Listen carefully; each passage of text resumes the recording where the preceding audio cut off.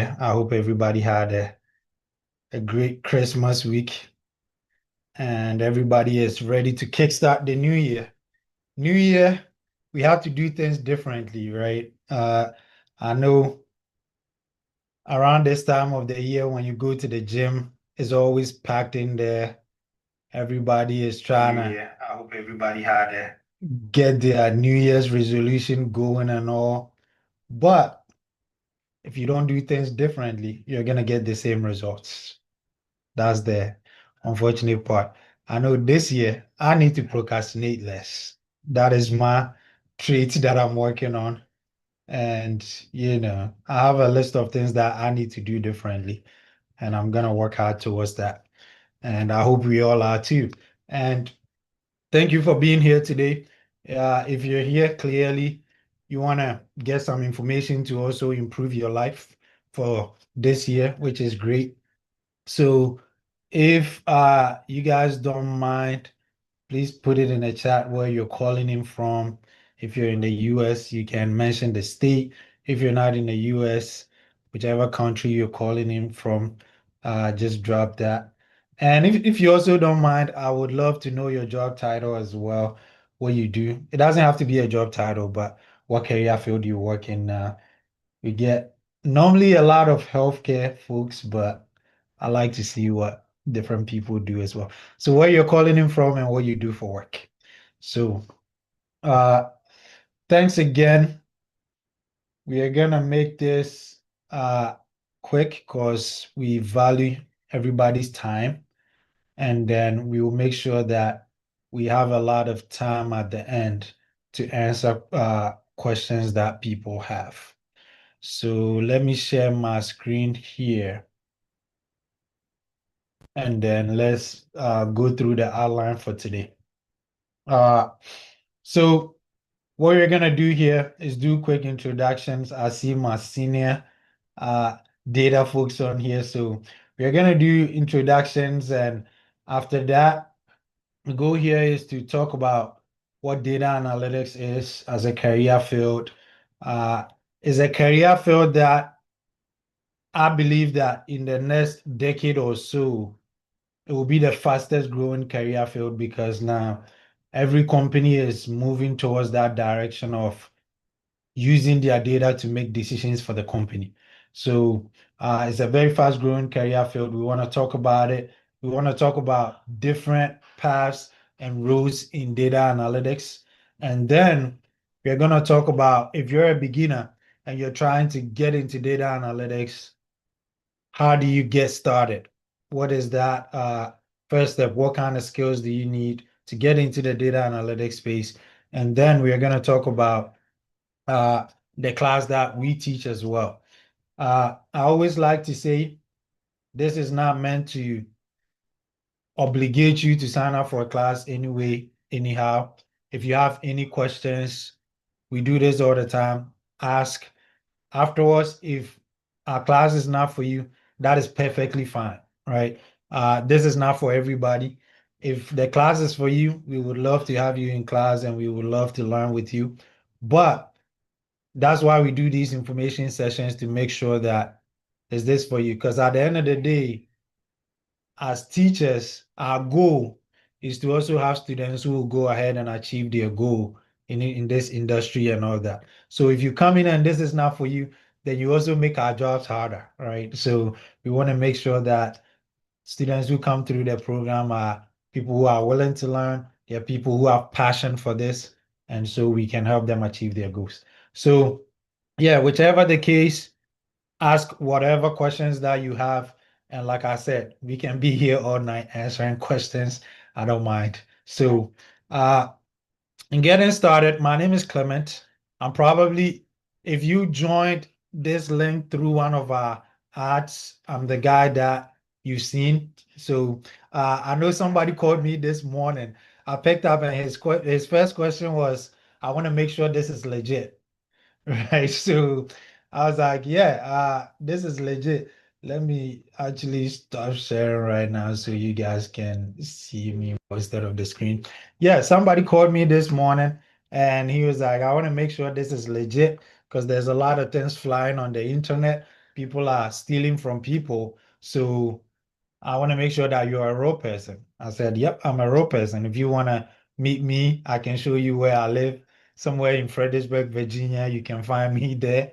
And so, yeah, nothing to hide. That's why I always like to show my face in the ads. If you click on these ads, it will take you to my uh, social media platform and everything. And my journey in data analytics started with my senior colleague and my mentor, Nana Ose, who started this whole thing with. So I used to be a civil engineer. That's what I originally went to school for, and came out after school doing the engineering thing, but going out on site during winter time, summer, hot summer days, all that. So I kind of felt like I was open to testing out new career fields. I was open because I enjoy learning new things, right? So one time, and this is why information sessions like this is very important because one time we were at a cookout. I used to go to church with Nana, but we never really had a conversation. Nana was in the men's fellowship, I was in the youth group, so there was a gap there. But one time we went on to this cookout, and I was having a conversation with Nana, and I asked him what he does, and he told me he was a data scientist. That was the first time I heard about data scientists. I thought scientists were people who test chemicals and stuff in the lab, right? So when Anna told me he's a data scientist, he told me about all the different things that he does. And he was like, oh, calculating things like average, mean, charts, all these things. I'm like, oh, that sounds interesting. So Nana actually took me to one of these information sessions where we met different group of people who work in data. This was in 2019. We met different people who worked in data at the time, people who were Tableau developers, Power BI developers, SQL developers, all that. And I was very motivated. And at the time, I was coming home with Nana, and I told Nana, I'm going to do this too. I don't know if he took me serious or not, but from that day, it was learning these skills and just taking it to the next level.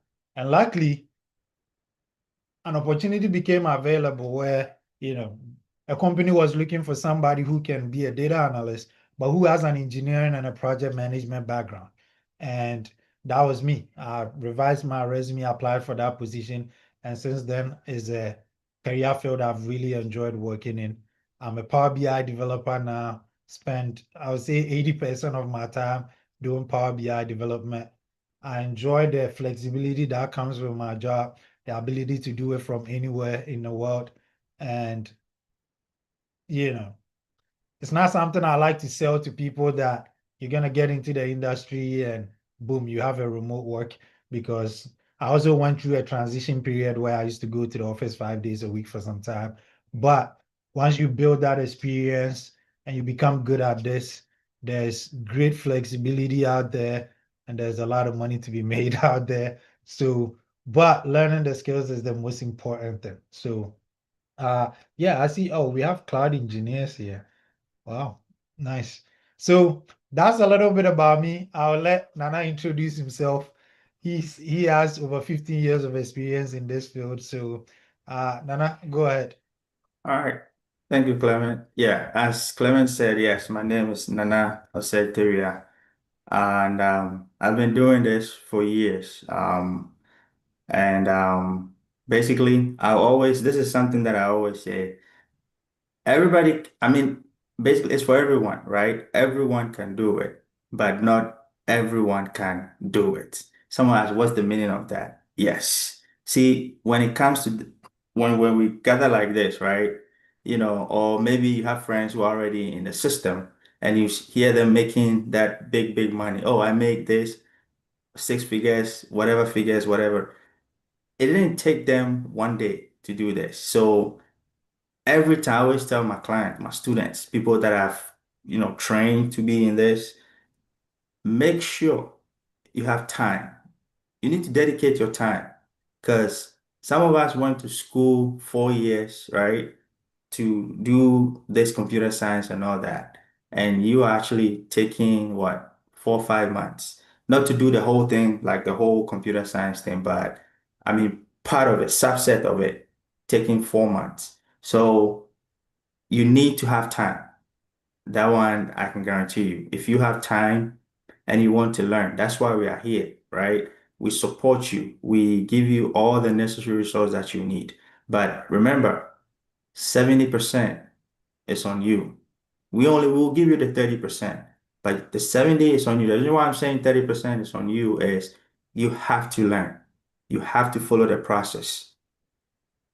So that is the first thing that I always, tell people who wants to get into this field before you make any attempt. One, time. You need to have time to learn. You need to draw a timetable for yourself. I know some of us are going to school, some of us are working. I've been there way back, 2010. I've been there. I know how it is. But you have to sacrifice. The word is sacrifice. If you are able to sacrifice, guys, I'm telling you, you can do, and then also when you get in, right? Whatever amount you want to make, whatever you want to do, you can easily do it. So that is the few things that I want to tell you guys. But currently, right, I've been through all the ranks. Currently, I'm a data cloud engineer. So, which is actually the upper side, that is not what we're going to teach you guys.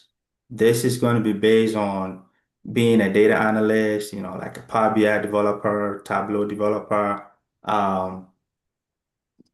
data analyst, and probably a little bit of maybe SQL developer, because some of the way we basically teach our SQL is basically directly, into someone who can easily become a SQL developer.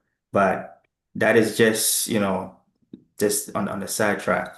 But at the end of the day, like I said earlier, you need to dedicate your time because that is very important. And I think Alvin, I'm looking through the thing. I think Alvin is a cloud engineer. And I also see, I think Nakasi, an IT support engineer. So probably you guys understand what I'm saying. You know, it's not something that, it's like you can just come in and then, you think 1 week, 2 week, 3 months, maybe after the teaching, you get the job. No, you have to follow the process. You need time. You need to dedicate your time. Very, very important. The reason why I'm stressing on that is time is, time is very important. And when you keep procrastinating, by the time you realize time is gone. So when you dedicate your time to learn, trust me, this thing will be something of the past. And then when you follow the process, you can easily get into it. So I'll just pause here, and I know I'm going to come back to talk more, but for now, this is just kind of a tidbit that I wanted to cut across to you guys. Thank you. Thank you, Nana. I also see if you're on here, if Ifya is one of our instructors as well. Very experienced. I think among the team, I'm probably the least experienced one. I'm the one with the loudest mouth, but so if you go ahead and introduce yourself as well. Yeah, sure. Thanks, Clement. You and I were in sync. So, good evening. I don't know, maybe morning, depending on your location. You just never know with these online gatherings. My name is Efia Owusu-Fofie. I've known Nana since I first moved to the United States about 17 years ago. And he, at some point, invited me to join this fun adventure he's been going on with Clement. And so I'm excited to be here. I am a quintessential mathematical scientist. So since 2003, I enrolled in a mathematical sciences program at University of Ghana. I always like to say Ghana's first university, the premier one. No shade to anybody. And I did computer science, statistics, and mathematics. And eventually, I actually did physics 2 first year, and eventually graduated with computer science and statistics. I became a teaching assistant at the Department of Statistics and shortly moved here. And I've pursued further degrees in statistical science and operations research, a dual master's from George Mason University. And since then, I've been in that data science track, holding several roles along that journey. And so I'm excited to be here. If there's any advice I want to share, is that there's going to be a learning curve. If you are new to this, you're going to hit some kind of wall where you might be doubting yourself a little bit. But the key here is, if I can leverage an advice my dad gave to me in my mathematical sciences days at the University of Ghana, is that when you reach that wall where you realize this is hard than I thought it is, that is the boundary that lets you know that your learning has just begun. Because if you are learning and you already know the stuff you're already learning and it's coming easy, then true learning really has not begun. But when you reach the wall, take it as an opportunity that your learning has just begun instead of being discouraged by that. So Clement, I'll hand it over back to you and yield the floor once again. But it's a pleasure to be here. Thank you, Efia. Thank you very much. Yeah, welcome. I also see Ed on here. Ed actually has an interesting story. Ed is a senior consultant, but I know when we first talked, he said, I'm trying to, go from the consulting side into this data world, but all the positions I see have this Power BI, SQL, and stuff on there. So Ed joined our class last year, and so far, been one of our top performers. And Ed just landed a senior data position. So, Ed, I'll let you introduce yourself as well. He's going to be helping us with the class too, and then we take it from there. Yeah, so thank you so much, Clement, and good evening, good afternoon, good morning to all of us. It's been a pleasure being here, learning from great minds, people that are so selfless in terms of giving what they know to people that they come in contact with. I am a senior consultant with Ernst & Young, and I've been in the data space. I have my MBA where I specialized in business analytics. And right out of MBA school, I went into consulting. And with consulting, where most people do, normally you don't get to do the real hands-on stuff. You partner with the senior leadership of organizations trying to direct them. So mostly being involved in data strategy and people management, project management, doing all those kind of items. And throwing my mind back, in school, we learned all this theory.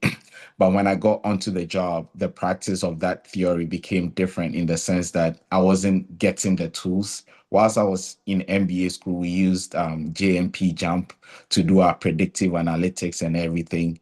And I realized that the world is changing. Almost everybody is going from all this old proprietary tools to Power BI, Tableau, and I just didn't want to be left out. So I had done SQL from my first master's in health informatics. I did again in my MBA, but practicing on the job was way different from what we learned in school. So I wanted to get a real hands-on experience. So I was fortunate to chance on the ad on Facebook as well, somewhere last year. And I joined the class, and also through the mentorship with Nana and Clement, we were able to go through a lot of things. I would say all the portfolios that we built during my interviews, I was able to showcase that interview. Showcasing the interview, the question that the interviewer asked was exactly the portfolio that I had built. And so that was like a tapping for me. I just asked him, can I showcase what I have? And they answered the question without any further questions. I asked, when am I going to hear back? They said in the New Year's, less than 24 hours, they called with a job offer, because everything that we discussed in the class was just everything that has been happening during my interviews with that. And I landed a senior data analytics role. They gave me the money. I asked Nana, should I go ask for more? He said, yes, go ask for more. I went. They gave me extra as well. And now I'm starting the new role coming this year, and I'm happy to be helping in terms of career coaching and mentoring others in helping them get this job. So I would say what Nana says is this class is a family, and it's been truly a family. I've helped individuals outside the people that I met in the class that I saw opportunities, I sent to them. I helped them prep with interviews as well. And they are making strides. So if you join this, aside what you learn, you have a big resource that you don't usually get on the outside world for yourself, where you can always reach out, ping, and then things will work out. So I'm glad to be a part of this. I'm glad that we have everyone on. We are hoping that we can be resourceful where, we can grow together as a Black community and influence our community positively. So yeah, Clement, thank you. Thank you, Ed. Thank you. That you have an amazing story there. Yeah, I'm also glad that we had the opportunity to connect with you because you've helped a lot of the students in the class as well. All right, so now let me jump into my PowerPoint again, and then we can take it from there. So, first things first is, what is data analytics, right? If today is the first day that you've heard about it, is pretty much the process of examining raw data to uncover trends, right? Now, every company and all industries are tapping into this world because I feel like companies went through, years of having data, but the data wasn't being utilized properly. And now we've gone into the path where there's a lot of tools out there that can help us analyze this data. And now we are getting into the next level of even utilizing some AI to even generate more insights and trends as well. So when we mention retail, for instance, which is always my favorite to elaborate on, play a store like Walmart, right? So like Walmart, huge store, different locations. Walmart needs to be able to tell how much products are we selling, which products are we selling more of, how much revenue are we getting, how much profit are we getting, what locations are struggling with specific products. That's why a CEO can wake up tomorrow and say, this particular location, we are not performing there, so we are closing our branch. We are going to open a new branch here because we do market analysis and see an opportunity. So it's not like Walmart. Anytime you go in and you purchase something, they scan your product, right? They scan the product. They know how much cost is on it, if there's any discounts and all that. And anytime they scan that product, they've built a database where the data will go in there. So we'll talk about the different rules, but data engineers have that responsibility of getting that data from Walmart into a database, building pipelines to store the data. And when they store the data, then we, the analysts, right, go in, connect to the data, do the transformation that we need to do on it, and we're able to do the analysis for the people who care to make decisions with the data. So if I'm a CEO of a company, I don't want to look at a bunch of rows of data, right? So I'll pay an analyst, and the analyst, maybe my role, for instance, as a Power BI developer, I work with the directors of our company and the vice president, the president, all these people. And my goal is, okay, how can I utilize Power BI to build a very nice dashboard for these people to make proper business decisions with? Because we have my company, if we go into our data, we have millions and millions and millions of data, but the CEO cannot go into that millions of data and dig through it to find something, right? So it's my role to build a dashboard that says that this year we had a budget of 2.5 billion. So far, we have spent 2.6 billion. Where did that 100 million go? Right? It helps them make decisions for the upcoming year, upcoming months, proper forecasting for the company. So healthcare too is I don't have anything to back this up, but if I have to guess, I'll say healthcare is the biggest data field right now. And it's just because after the whole COVID era, there's been more attention to analyze healthcare data. It helps prevent the outbreaks. It helps the healthcare companies make proper decisions when it comes to patients, improving healthcare systems within the country. So healthcare data analysts, I think their job is harder because the healthcare data is hard to clean, but they also make the most money. So when I meet people, I tell them if you have a healthcare background and you're looking for a tech role to transition into, a healthcare data analyst role is definitely the path that you want to go. If you work in finance, banking, and all these spaces, companies love the idea of, okay, how much money is coming in, how much is going out, because our whole life is run based on money. So my company, for instance, I'll say I'm in between project management and finance as my domains. Most of the dashboards are used for tracking the finances of the company because it helps them see if the company is doing well or not. Transportation. I used to work for the Department of Transportation for Virginia. At the time, what we used to do, I'm pretty sure all of you have probably driven through a traffic light, and then traffic light will probably turn red and it stays on red for a while and you probably get angry, right? So what we would do is we would set up data collection at these intersections, and we will collect data for all the different directions for days, sometimes for a whole week. And based on the data, we hand it to a data analyst who analyze it and say, okay, based on the data we collected, this particular direction has, let's say, 60% of the cost. This particular direction has 30%. So when we are splitting the time for green lights, we should consider giving these people more versus this direction. That's why sometimes you hit a traffic light, it goes green, 10 seconds later, it goes red again, but the other direction gets a lot more time. It's because the data analysis is happening and is being used to make decisions of the traffic signal. So that is huge as well. Buses, routes, they collect data. Anytime you take a bus and you scan, your card or your money and all that, there's a lot of transportation data collection happening there. And the government officials or whoever is in charge of these transportation companies use that data to make proper business decisions. Project management is my favorite because that's what I used to work in. In project management, we build schedules for project, we do financial analysis for projects. It's about, if we said we were going to spend $10 million on a project, how much have we spent so far? Are we doing well or not on these projects?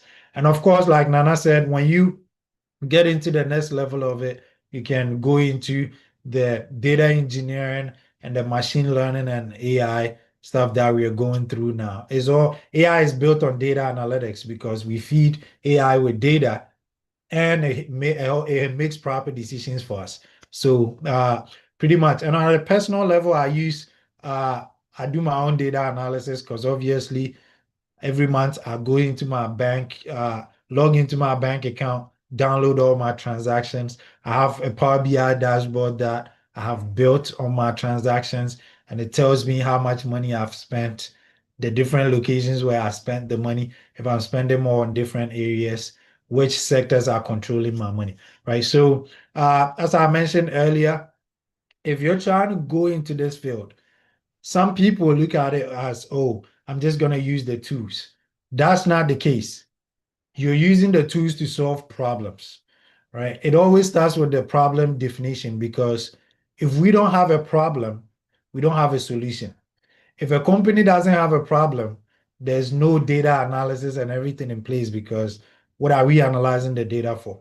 The problem definition can be simple, it can be complex, right? So I used Walmart as an example.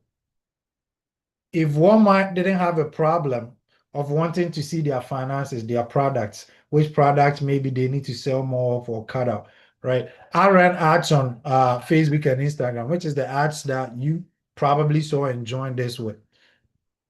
My ads, a data analyst, which in this case is myself, has to analyze the data to see how the ads are doing. If I need to consider running more ads in specific aspects, in order to generate more leads, right? So we define that problem, and then we go out there and say, okay, based on this problem we are trying to solve, how can we collect data to solve the problem? And then we collect the data. Like I said, data engineers will build pipelines to store the data in a database. And then as an analyst, you connect to the data, you transform it. Transforming data, it can be simple and it can be complex as well. But when you're transforming data, it's pretty much saying that maybe I've given you how much one product costs, and I've given you the quantity of product that have been purchased. But it's your role to go into the data and say, okay, if I have the cost of one product and if I have the quantity of how much is purchased, I can use those things to find how much revenue I made in total, right? So you're transforming the data by just doing calculations. Sometimes the data comes with error, so you have to go in and troubleshoot and fix all these errors. It's all part of the cleaning and transformation process. And then you do your analysis. And in this particular case, we leverage more on the visualization because that's what people love to see. You know, the CEOs and all these people, you can analyze the data and tell them, hey, this is the results I'm seeing. But based on my experience, people like to go into a dashboard themselves, be able to slice through the data, be able to make proper decisions for themselves instead of just an analyst coming in and just pointing them and saying, okay, the company made $10 million this year and that's it, right? So that's why the whole Power BI, Tableau type of tools becomes very useful. But I want you to always think about it as how are we utilizing the tools to solve business problems, right? So, and we are going to run through this and then afterwards, if you have any questions, pin them down. We'll take the questions afterwards, just so we have respect for everybody's time. So, next one is roles in data analytics. I'll let Nana talk about this part. All right. Thank you, Clement. So yeah, so just as you can see on the screen, yeah, we have what, 4 different tools: Tableau, Excel, Power BI, and SQL, right? And all these tools, we also have different positions that you can actually work in an industry where you'll probably be using only one, sometimes two. You can even be on a project where you'll be using all 4 tools. I'm a typical example. I've done that. And even currently, even as an engineer, I still do it. Because sometimes, I work for different one agency, but different units where I build different systems for them.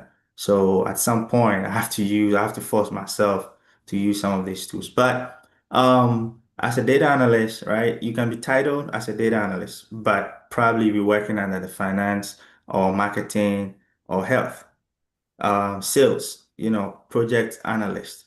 There's so many out there, but let me touch on maybe 2 or 3 because of time. When basically with health, that is where I'm currently working on. Actually work on the health sector, where you have, I mean, health sector, as Clement said, has the most dirtiest data, but that is also where you make most money because of the way their data is. I've had engineers who, I mean, literally told me that after their project, they're not going to work under the health sector anymore because of the way the data is. And then two, I mean, there's also going to be pressure. I mean, that is normal. Not pressure like they stand on your neck to do. No, it's project based. So sometimes, you pull data and then okay, that is what I have to do. And then whilst you're moving on to the next thing to do, the person that you pull the data for will come back and say, hey, I need you to refine this, I need you to add this, I need you to do this. Sometimes if it requires writing a new code or maybe modifying the code, you have to go in and then do those things. But in the health sector, most of the things that normally you'll be doing is either you're doing claims or you'll be working with the provider. The provider basically means that either the hospitals or you'll be working with the doctors. Because when they treat people, they need analysts to be able to, because you get people who will be doing the coding, the medical coding and all that. and you have those analysts trying to, analyze the data in terms of getting how many people have actually come in to receive treatment. Do we have new members coming in, or they are the number of people that have actually come in? Are they existing people, or they have new members? Because normally when you have new members, right, and then you still keep the old existing members, it means that you are growing. Because if the existing members, if nobody is going, but new people are coming in, it shows that you guys are growing because the trend is going to go up.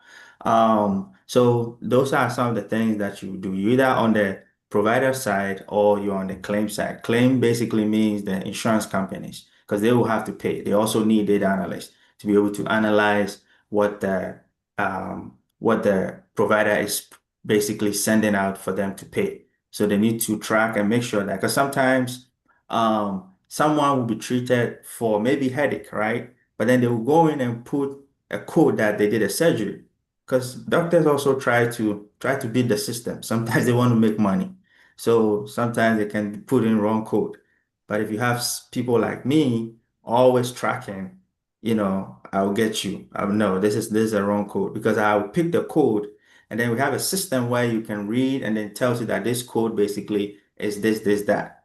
And if it's not if it's not matching, we will put like what we call like the red alert. You put it there, and then later on you go back and explain to them, or they need to explain to you why they put in this. Sometimes it might not be intentional, it might be a mistake. It happens, right? So these are some of the things that you'll be doing, because a lot of times, not only analyzing those things, you also need to think about the doctors. You also want to think about how many doctors, right?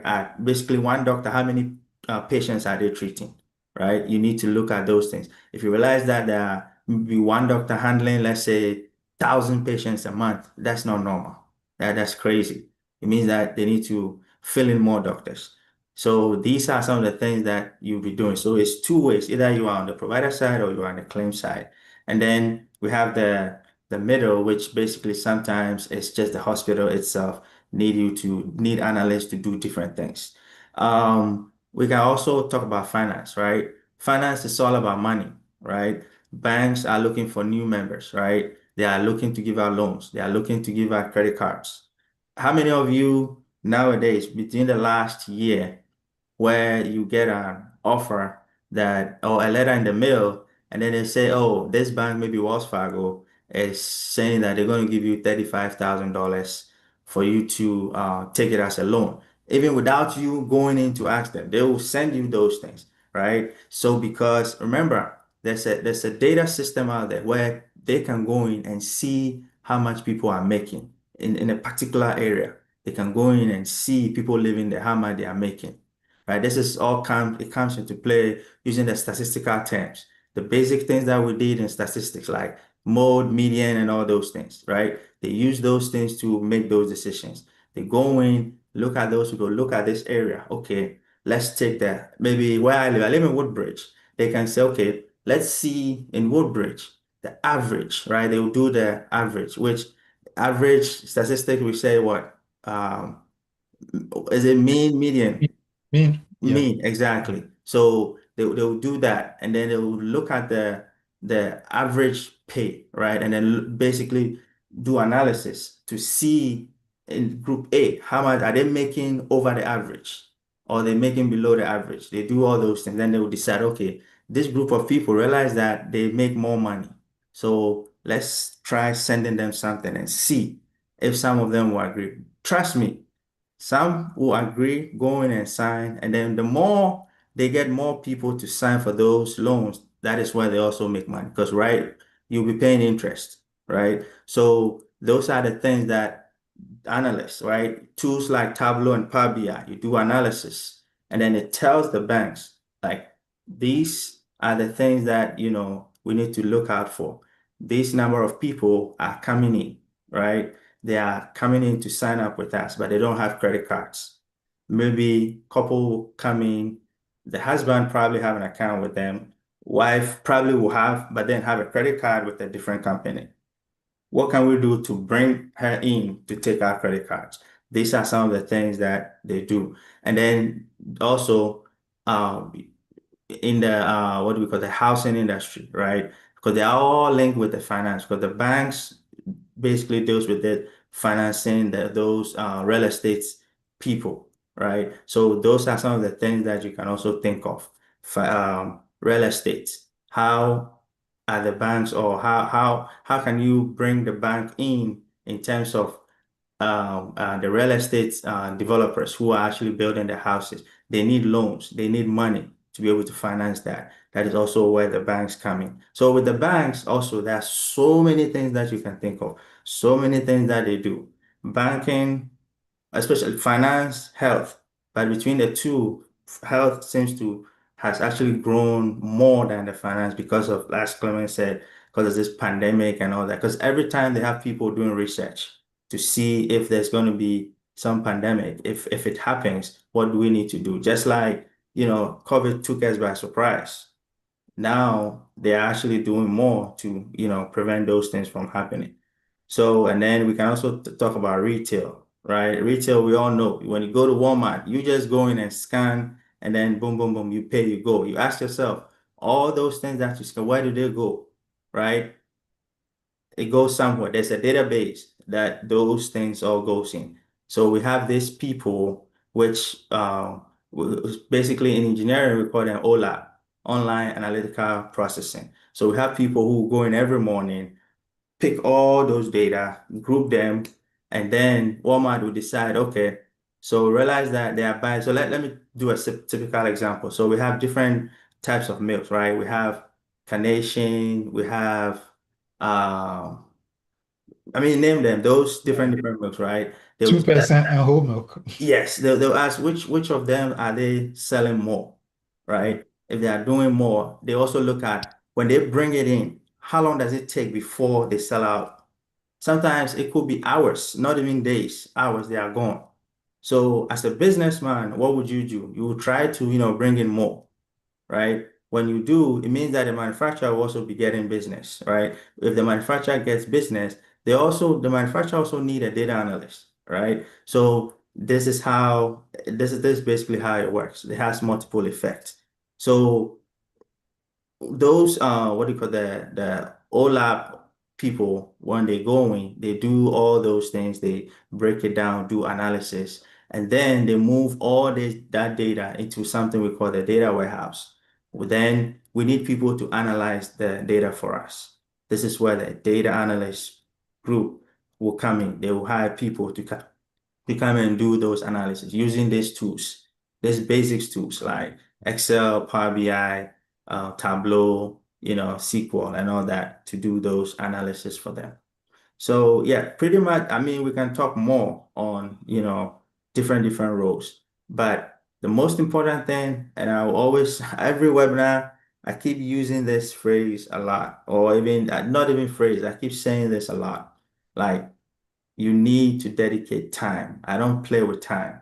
You need to be ready to learn, because it's not a 1 day thing. It's not 1 month thing. It's not 6 months thing. You need to be consistent. Someone will do this course, right? And then finish, and then within 1 week, he or she will get a job. What does that tell you? It tells you that the person is following the process. He or she is learning, right? I have a degree in accounting and economics, right? I actually went into this industry using my economics background, because in economics, I did something called data analysis. We do a lot of data analysis. I did statistics, right? And then me having a finance background, my first project was in finance. So I was able to nail it because I understand the finance concept. I also understand how to analyze the data. The only thing that was new to me was the tool that I was using, right? But I have learned the tool, right? I learned it, practiced it, and then within a few months, when I got the role, I was able to apply it, right? And then I went in as a junior. I didn't go in as a senior or just an analyst role. I went in as a junior. The reason why I did that was I wanted to work under someone just because of the tools and also understand the business logic, right? So just as what's the name? Ed said, the things that we teach is we actually teach you guys, and then the models that we build to help you guys, right? It's friendly, it's easy, but if you don't learn, if you don't practice, it's going to be hard for you. So let me end here. And Clement, I think I'm done. Thank Thank you. you, Nana. Yeah, you're definitely right. If you don't enjoy learning, then don't even consider it. Because I mean, I've been in this industry, and I mean, our goal here is to train you to get into the data analyst and BI developer roles. But once you get there, you want to continue learning. You want to graduate into these advanced roles, the data engineer, machine learning engineer, data architect, cloud engineer type of roles. Because if you settle here, then I mean, some people will get here and they're like, yeah, I just made my 120K, I'm good, I'm not gonna move up. But I don't think anybody should settle for less, especially this industry where, the growth is unlimited, right? I've seen Netflix post jobs and they put 250K to 750K on it. So if you get your first job and you feel like that's it, you're not gonna keep learning and growing, I feel like you're hurting yourself. So with that, uh, compensation and job demand, entry level, this is numbers that I got off Glassdoor, and it also kind of aligns with my experience in this industry, but it depends on location, it depends on the company. This is, and it depends on your luck, right? And it depends on your negotiation skills. So entry level, I put 60 to 90K on it. I've seen people go into the industry, their first jobs pay them 80K. I've seen somebody make 95K on their first job. But again, like I said, it depends on the location that you work. So, but no matter which location you are, I feel like 60 to 75K is very realistic, right? Based on whichever location. Mid-level at that point, you're graduating from 90 to 120K thereabout. Again, you can make more or less based on the location and the company you work for. Senior level, I feel like at that point, there's no cap on how much you can make. Can go anywhere from 120 and up. Uh, Company and location dependent, but like I said, I've seen Netflix post analytics engineer position and the range was 250 to 750. So it tells me that, there's not really a cap on how much you can make, especially when it comes to those top companies. So like we said, the data rule. I also like for people to do their own research, right? Whatever we are telling you here, we're giving you information, you can ask questions, but also take your time to do your own research, right? So these days, like I said, in the next decade or so, the data analytics field will continue growing significantly because all industries are tapping into this data world. So, very high demand industry with different type of rules like Nana talked about. And we can talk about, breaking into the field. All right, breaking into the field. Nana, do you want to take this one? All right, good. So let me go back again to reiterate the last sentence that I made. It's all about learning. Guys, trust me. We've built a model. That model basically will help you. If you learn, right, that model is going to help you get into the system. Um, first of all, whatever tools that we're going to teach you guys, right, you need to take those tools serious. The exercises, the mentorship, the trainings, everything that we, give you guys, you have to take them serious. Because at the end of the day, there's actually three things involved, right? You learning the tools, you being able to apply the tools. The third one is when you get hired, right? the company, they have their own culture, they have their own data, right? That is something that you need not to worry about because they're gonna tell you what they do, where their data sources are coming from, and all that. They're gonna tell you.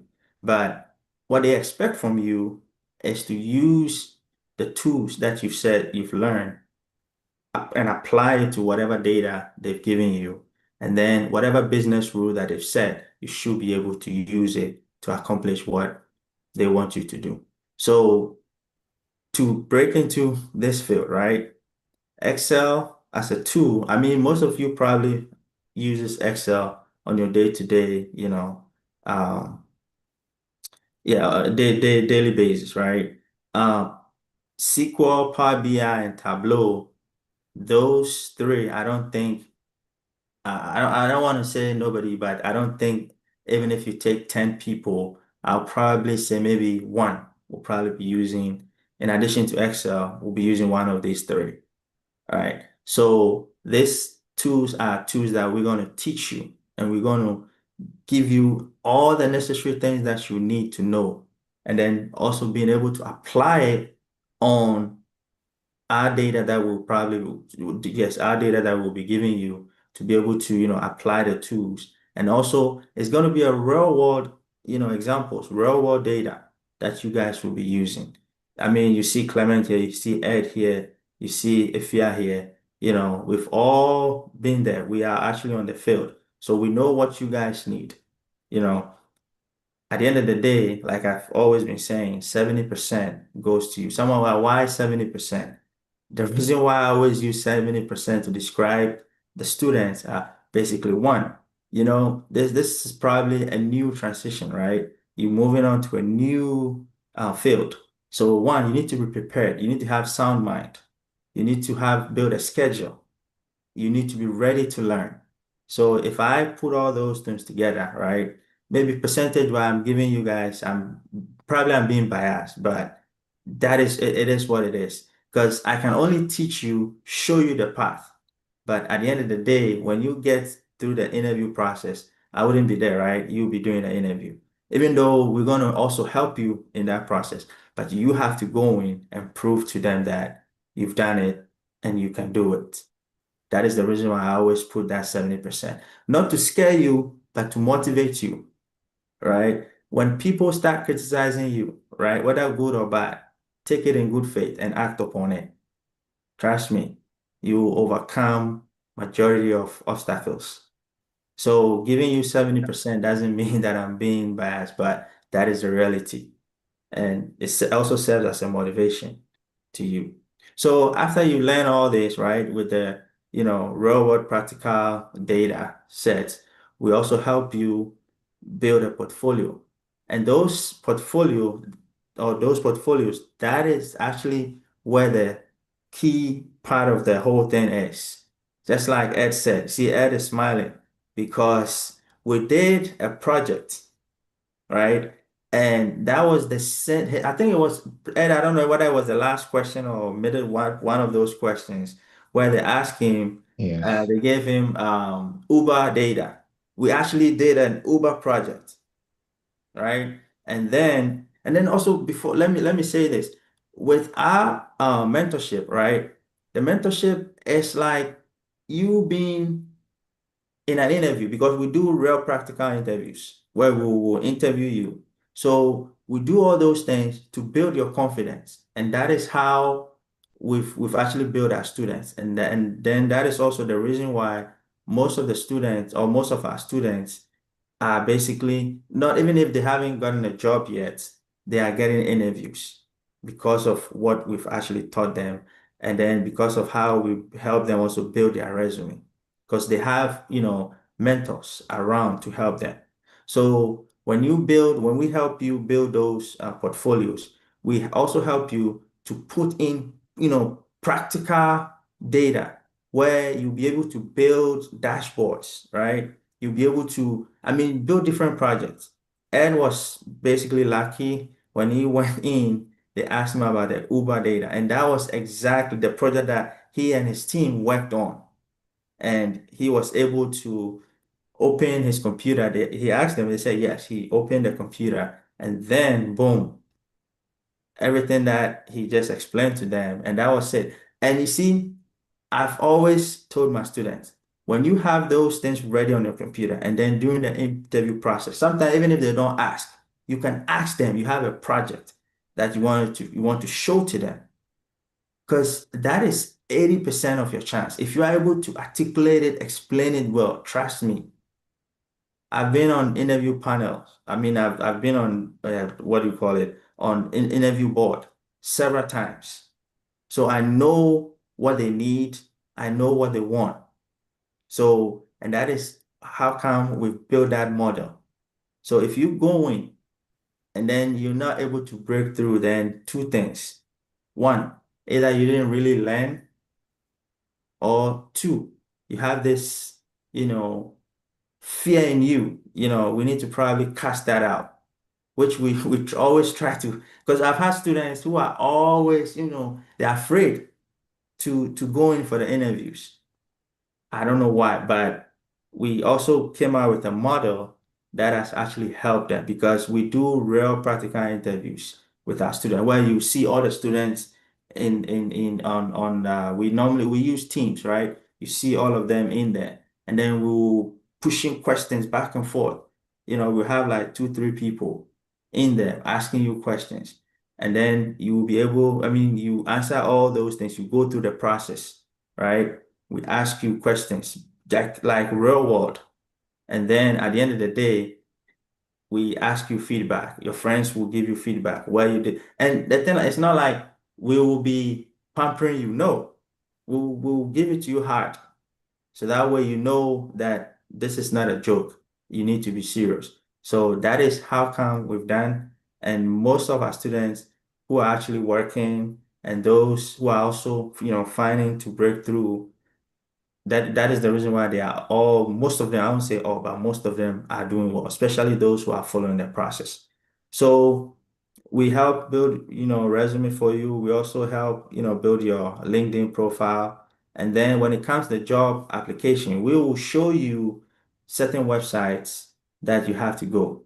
But most of the time, you also have to push, because, when you set up your online account and all that, companies will be, getting back to you. People will be calling you. So you just, have to be ready for the interview, because that is the last part. If you go through the interviews and then opportunity comes, if you put your foot in there, that is it. So during the interview process also, if you have interviews, right?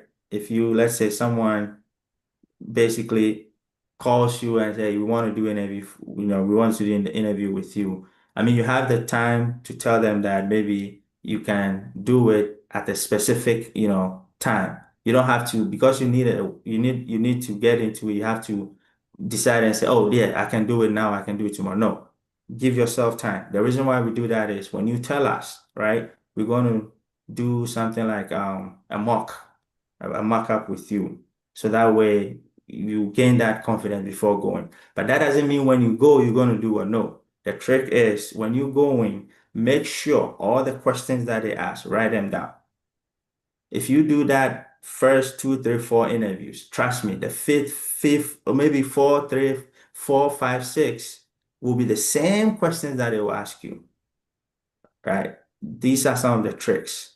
And then also, I know I've also mentioned Excel, SQL, and all that. This year, we're considering adding, Python. Python is one of the, I won't say the greatest, but currently it's one of the top programming language, which is also very good. And as a data analyst, when you have Python skills, that also helps, especially with Python pandas, which is basically used for analysis. And I know most students sometimes will ask if or when are we going to add Python? Yeah, this year we are thinking of adding. Probably might not be this section, but probably maybe the next. We also have a program, which probably maybe Clement will talk on that, which that one involves we'll be adding Python to that that program. But in the normal session, which is this one that we talking to you guys on, this one will not have Python, maybe the next one.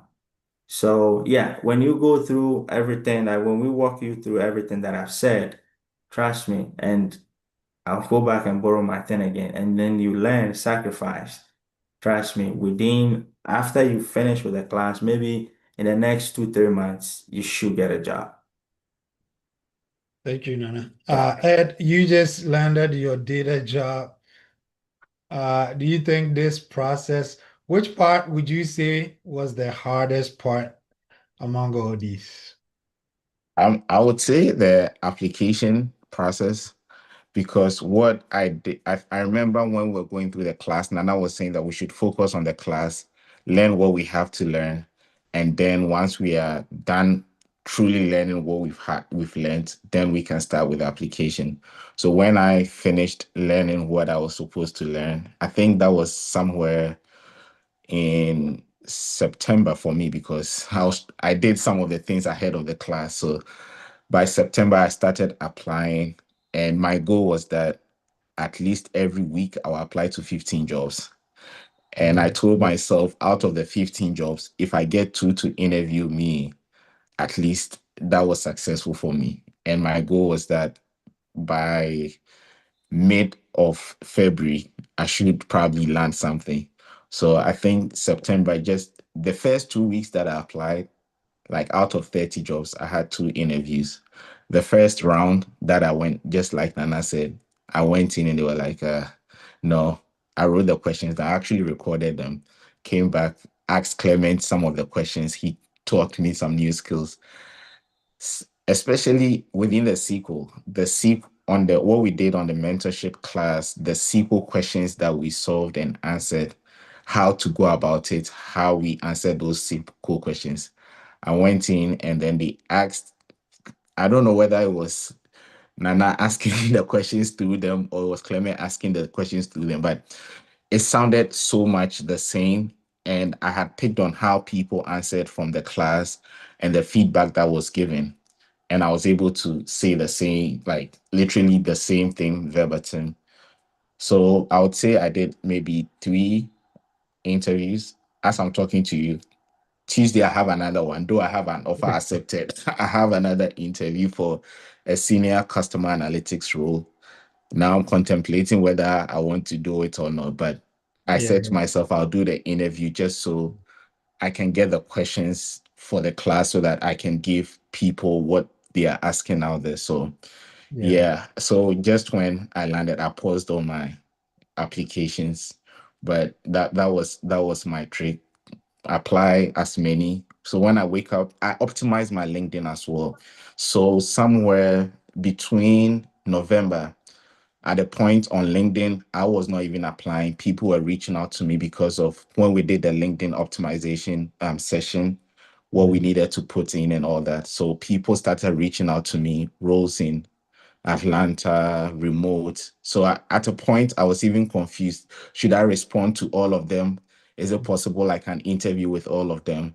But at a point, I was being selective in terms of what the role was about and where I really wanted to be in terms of my next step in my career progression.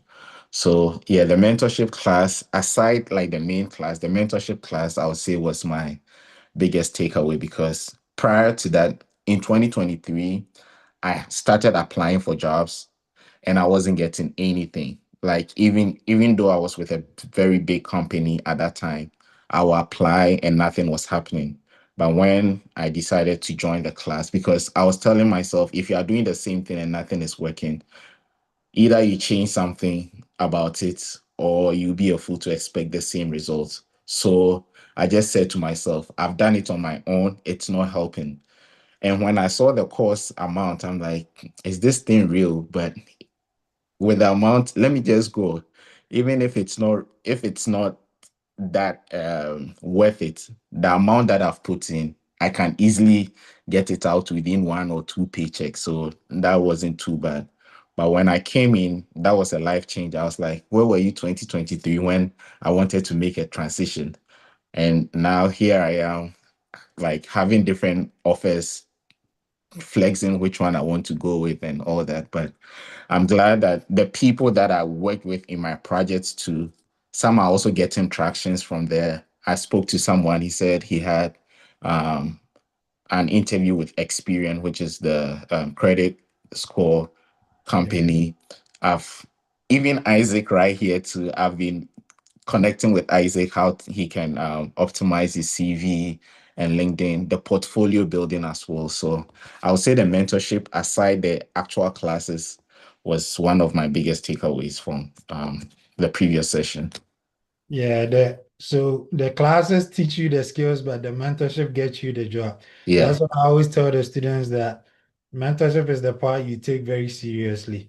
The interview process, I know that's where most people, because I've been on a lot of interview panels and I've seen people who come in with the experience and everything, and they get to the interview and they just freeze. So, like Nana said, in this class, what we do is we host practical interview questions, practical interview sessions.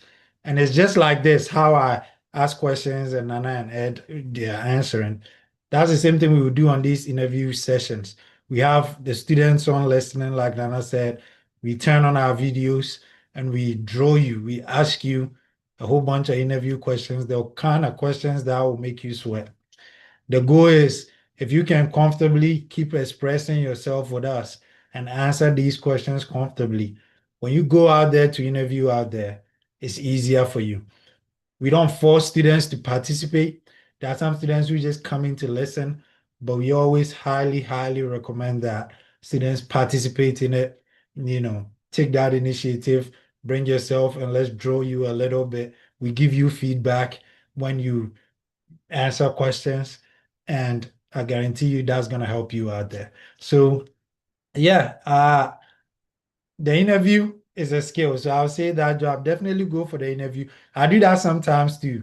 I apply for new roles, go for the interview. Sometimes, 99% of the time I don't take the offers because I already have a job I like. So if that new offer doesn't beat my job, then there's no way I'm gonna take it. But I just go just to build on my interview skills, because sometimes I become a little rusty. So thank you for that. I'm glad, I know we talked about your job, but we didn't, now you're pouring more details I didn't even know about. But good stuff. Yeah, like Ed said, we do LinkedIn optimization as well as when we talk about how to set up our LinkedIn profiles. And then the portfolio, right? Portfolio is very important, like Nana said. I can share my screen here and then show you uh, the kind of portfolio that we help build in class. So this is my personal portfolio that I have on my resume, right? Here we have different projects that we put on here. This is a project management dashboard that I built. So my portfolio with description. This right here, the global retail analytics dashboard. This is a project that we worked on in class.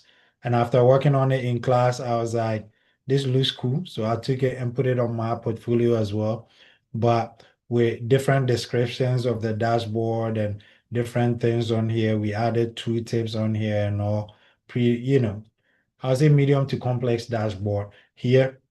And the most important thing here, you can draw through to different pages, which is kind of exciting. Which one was I drilling through here? I was drilling through one of these maps. Okay, so if I drew through to a different page, you can see different locations and their performance. So this dashboard, for instance, when I was applying for the job I have now, I like football. I don't like the word soccer.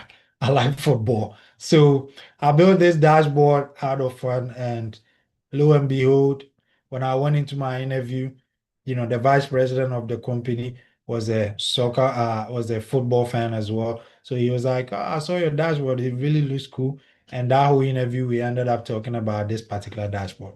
So it's very important, you're not required to have a portfolio, but it's highly recommended. Like Ed said, when he went into his interview and he had that opportunity, he was able to present his portfolio, talk about the projects on there. And these days, people love to see what you've done, right? So yeah, you may know the skills and all that, but also they like to see what you've done.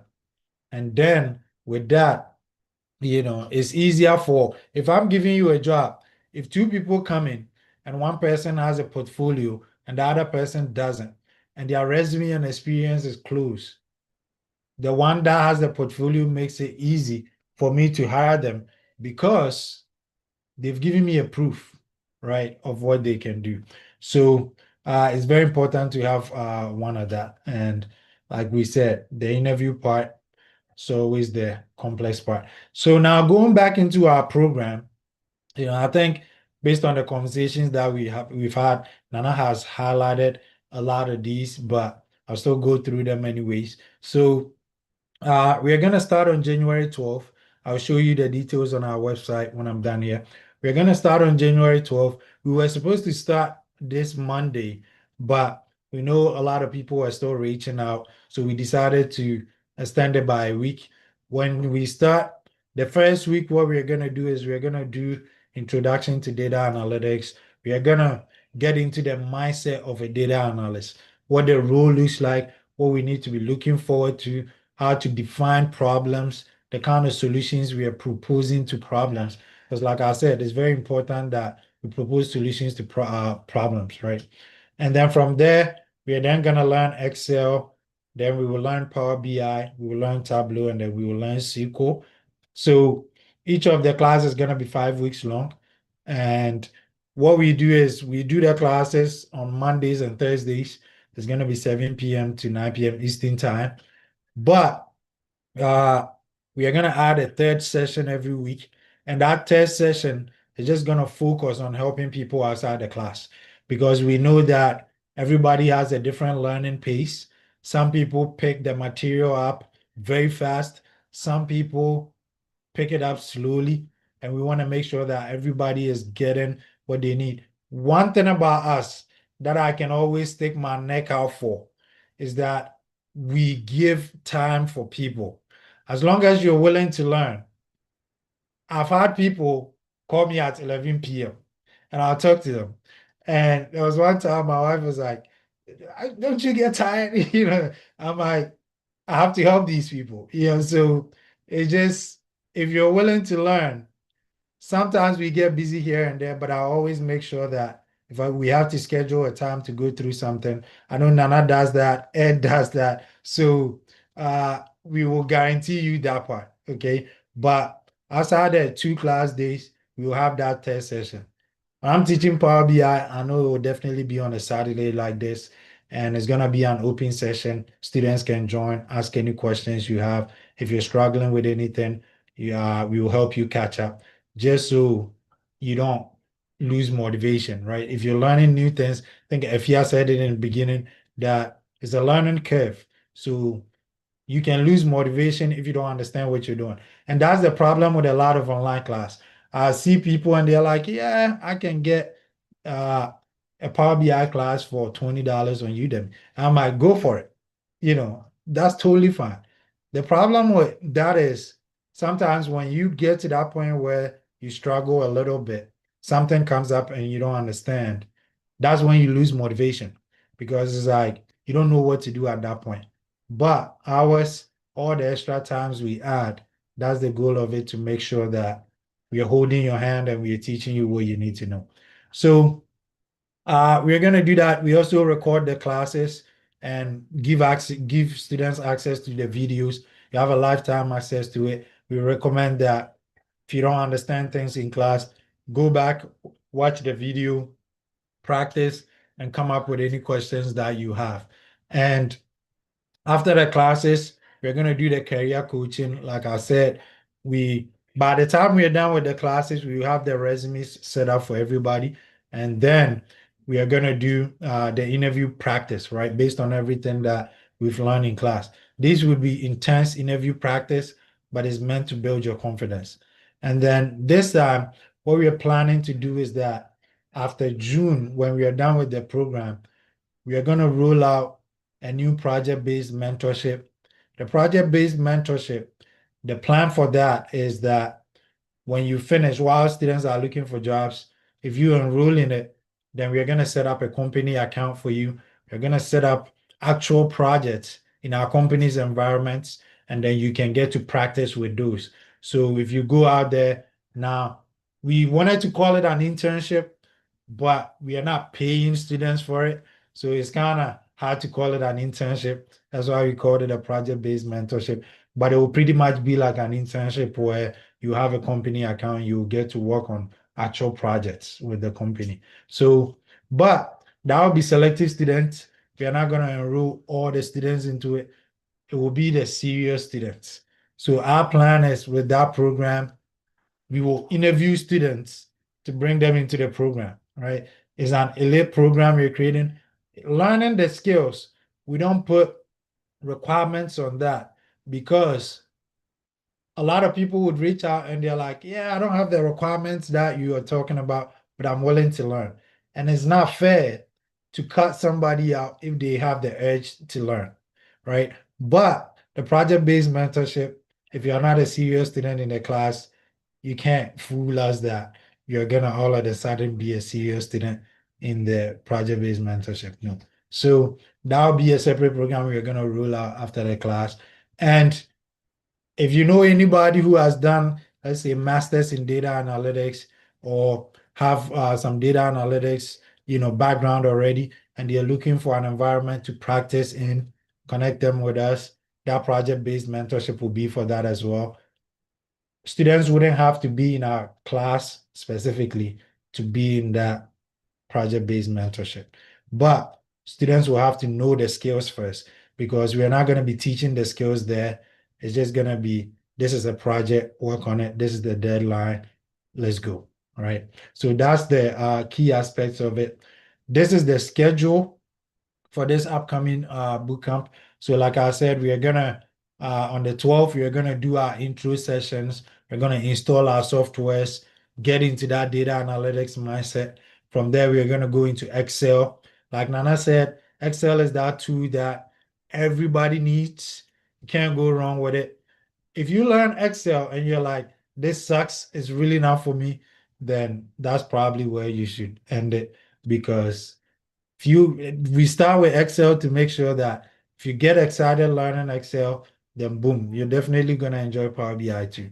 So after Excel, we're going to graduate into Power BI where we will do all the complex data visualizations like the one I showed you on my portfolio.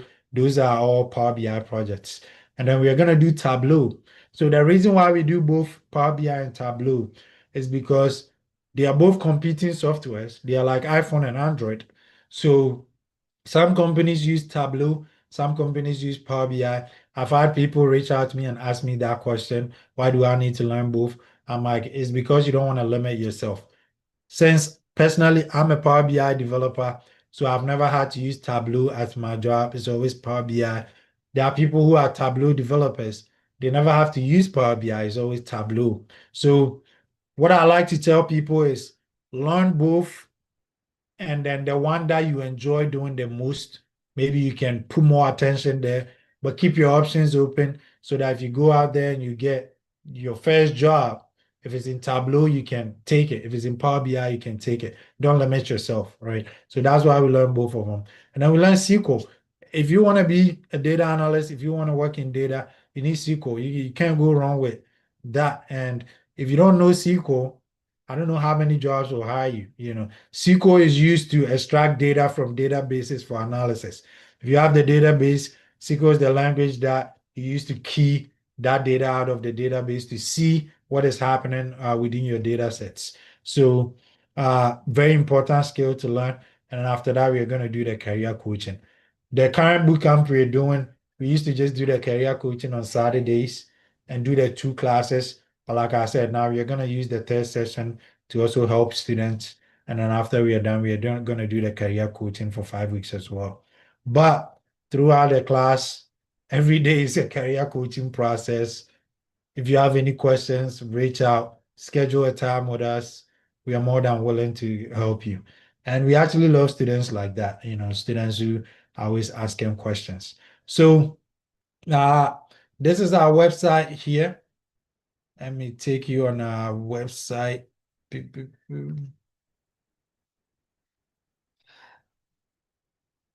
This is our website here, and I'm gonna put the link in the chat for everybody to have it. So as you can see, we have a 10% discount running. So if you go in here, just we have a little bit about us here. You know, this is all the people we have here. Dennis wasn't on the call today. He helps us with the mentorship as well. And then if you want to read about us, go ahead. But the course details, this is where we list all our courses. So the full program is 2,200, but we have that discount code running. If you go and use this discount code, the CYC data 10, let me also put that in the chat here. If you put that in there, then it's gonna give you $200 off, and you can enroll in it. So if you go and you click enroll in full package here, when you come here, you can see at the bottom here, it says add a discount code. If you put that discount code in here, it gives you that $200 discount. So we offer a 4-month payment plan, so you don't have to pay everything up front. You can choose to pay everything in full. When you pay in full, the system gives you back $200 as well. So if you want to save that $200, so that will be in addition of that 10% discount. But if you want to do the 4-month payment plan, you can also do that here as well. So if I click here, let me see. Let me make sure the discount works. Okay, the discount does work for that too. So it will be I need to verify this to make sure that it's working properly. But yeah, you're gonna get more discount if you pay in full versus paying via the payment plan. So I always tell people too, if you're not sure, I'm not a salesman. I'm not the type to push people to take a class just because we are looking to make money. We like students who are going to come in and they are willing to learn. That is the most important thing. Ed sitting here talking about the job that he's gotten. That's the part I'm most excited about. Okay, that's the part I'm most excited about. It's not about, and interesting story. I know Ed did ask where we were in 2023. You know, I started these classes in 2022. My goal was I enjoy doing this work. I don't see a lot of my Africans in here. Let us create some awareness on this. I started teaching SQL, Power BI, Excel, and I stopped. When I started, I was teaching it for free, right? It was free, and I stopped doing it because I realized people would come in and they weren't taking it seriously. It was like people think it's a free course. They come in. Sometimes you will log into the class and nobody shows up. Everybody is giving excuses. So I stopped doing it. And then between that 2023, 2024, now people were reaching out. Oh, you know, can you guys do this? What happened to your classes? Well, I'm like, you guys didn't take it serious, so I stopped.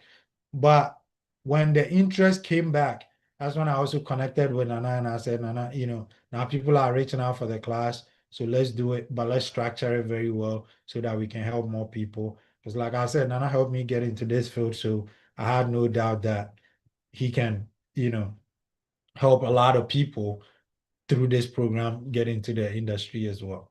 So if you're not sure, you can take our Excel class. We have the option for students to be able to take individual courses, right? The Excel, if you click on enroll, the Excel is $200.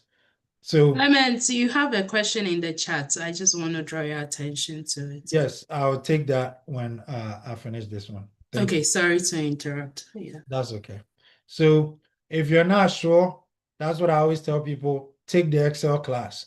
If you come into the Excel, it's a $200 course. The amount of things that we are going to teach you is a lot more than the $200 you pay for it. But after doing the Excel, if you're not sure, then you don't have to continue paying to do the other skills, right? But I haven't seen anybody come through and do one of our courses and not end up doing the rest. That I can guarantee you because of, you know, how good of a job we do. So I'm pretty sure after the Excel, you get excited and you will want to do the rest, and then you can enroll. So when you do the Excel, for instance, and you decide to enroll in the rest, you take out the Excel course, the Excel amount you paid from your total bill for you. And if you decide that it's not for you, you have nothing to lose. We still enjoyed having you in the Excel class. So that is that. Now the self-paced option, we added this here. If you scroll down, you should see a study on your own plan here. We are in the process of building our online courses, but we are not done yet. So these classes would be the class recordings, right? So it will still have the questions, everything in there, because we record the full classes. I tell people if you're doing it, when it gets to the questions point, you can just skip it. Sometimes it's good to even listen to the questions as well, because somebody may ask a question that will resonate with you as well. So that is that. But the access that you will get here will be the class recordings. And this time, the people who enrolled in this, we're giving them access to the class recordings with the bootcamp that we just finished from July to December. So if the times we teach doesn't work for you and you want to do that, you can pay $200 and you get our class recordings as well. So that is that. If, like I said, if you're looking to take individual courses, you can just click on these and enroll in the individual courses. But if you're looking for the full one, you can. So right below the full course, the course details, we have the full course syllabus here. I would say definitely consider checking it out. If you go in here and you click on it, it should open this for you. It has all our information on here. And it also has what the program is about. And then it has all the dates and the things that we are going to be doing in class with their learning objectives. So it has all these. Thanks, Efia, for helping us set this up. So yeah, go through it, check it out, make sure that it's something that works for you. And then if you have any questions, you can always reach out. It's the reason why we put our contact information on here as well. So it's right here under the course details. But I know sometimes people get curious and they're like, what does your class looks like? Right? What does your class looks like? Kwame, so if you're a returning student, we actually don't charge returning students. So let's say if you paid for the full package previously to do the class and you want to come back, that's something that we incorporated in our program. That's one thing I forgot to mention. Thank you for bringing that up. So if you enroll in our program, we allow you to repeat the class for free for one time. So let's say if you come in this time and after the class, you feel like you didn't learn as much, maybe it was too much information, so you need more time to learn it the second time and understand it well, you can do it for free. So with that being said, Kwame, based on the class that you took, let's say if you took Power BI and you want to return and take the Power BI class again, we're not going to charge you anything for it. It's completely free. So reach out to me and I will include you in the upcoming class. Okay. So like I said, our goal here is to make sure you achieve your goal, right? Once you achieve that goal, that's what we get excited about. So the money is secondary. We only charge because people don't take free things seriously. I can tell you that, So like I was saying, if you're curious about what our class looks like, on here, when you go on that page at the top right here, we check out one of our Power BI sessions. So if you click on it, it will open one of our Power BI classes for you. This was a full class. You can see that it's 2 hours long. It's a full, this was the day 2 of our Power BI class of the bootcamp that just ended. You can go through it. I'm pretty sure if you go through this, it will give you a very good idea of how to set up Power BI projects. Here we were connecting to databases and all that, and going through how the class structures work. Here we were working through data within Power BI. And this was all data transformation.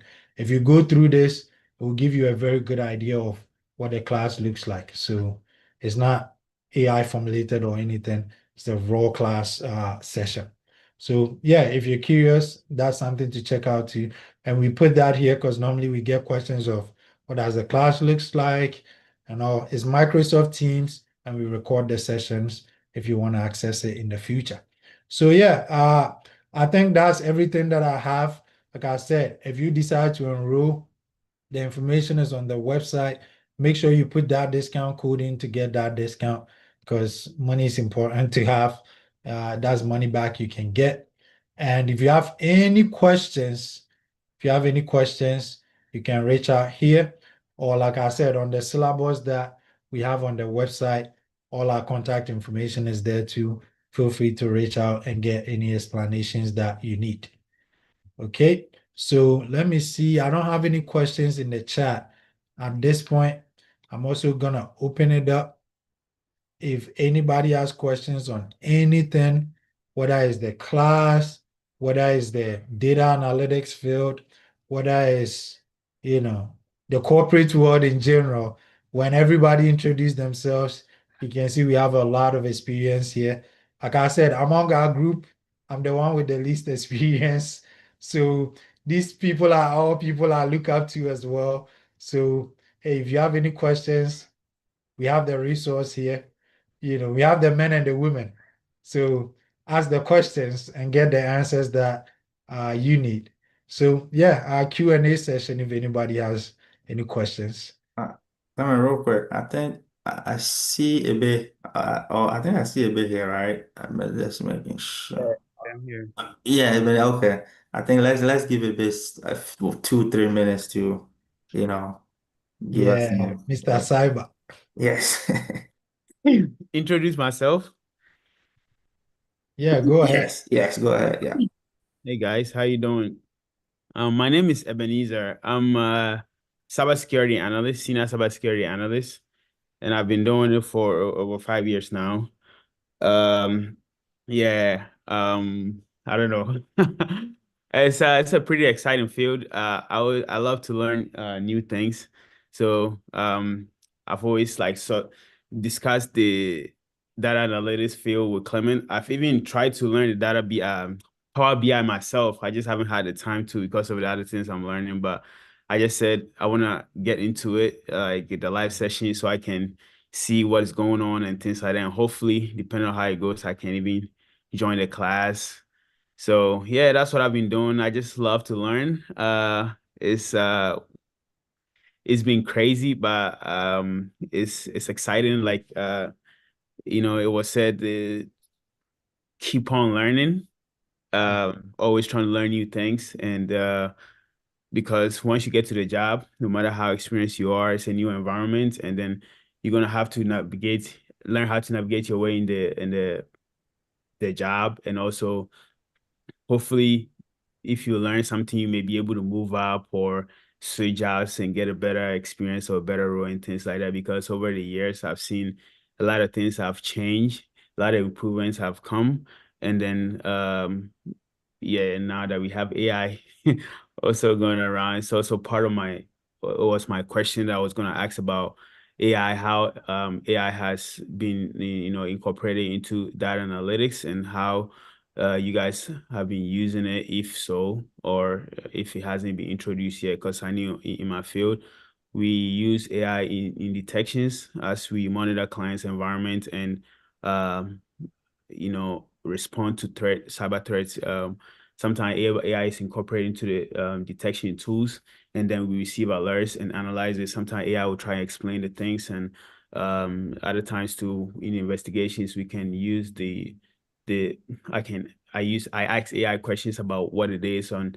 I use this query similar to KQL is similar to SQL.